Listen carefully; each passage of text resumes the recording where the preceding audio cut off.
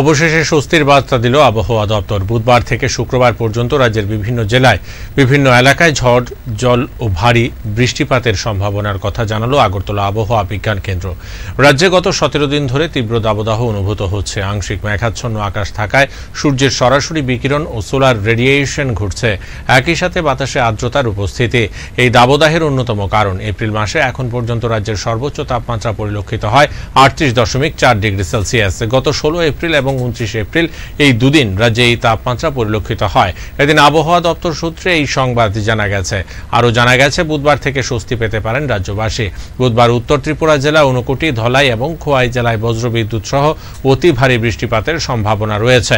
বৃহস্পতিবার 2 মে পশ্চিম জেলা এবং গোমতী জেলায় ভারী বৃষ্টিপাত হবে। এছাড়া আগামী শুক্রবার সিপাহীজলা জেলা, গোমতী জেলা এবং দক্ষিণ ত্রিপুরা জেলায় বজ্রবিদ্যুৎ সহ বৃষ্টিপাতের সম্ভাবনা রয়েছে।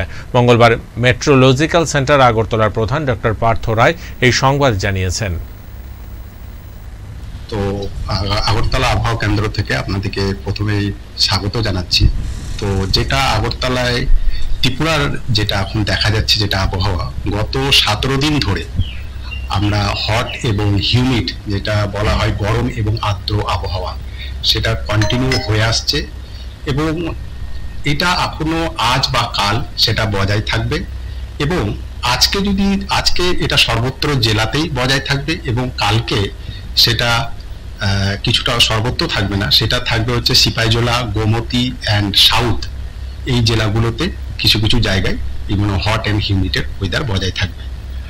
আর আরেকটা কথা যেটা বলবো সেটা হচ্ছে আজকে পর্যন্ত যদি দেখি এপ্রিল মাসে, তো দেখা গেছে ম্যাক্সিমাম যে ডের যে টেম্পারেচার, ম্যাক্সিমাম টেম্পারেচার যেটা রেকর্ড হয়েছে সেটা হচ্ছে 38.4 ডিগ্রি সেলসিয়াস।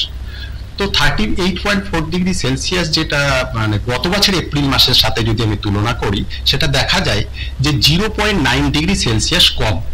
এবারে যেটা ম্যাক্সিমাম টেম্পারেচার এপ্রিল মাসে রেকর্ড হয়েছে সেটা গতবারের তুলনায় কম হয়েছে। তো আরেকটা যেটা বলবো সেটা হচ্ছে আজকে এবং কালকে আমাদের যেটা দিনের সর্বোচ্চ তাপমাত্রা সেটা স্বাভাবিকের থেকে বেশি থাকবে, যেটা 3 থেকে 4 ডিগ্রি বেশি হওয়ার সম্ভাবনা এবং কালকের পর থেকে টেম্পারেচার কিছুটা কমার সম্ভাবনা আছে।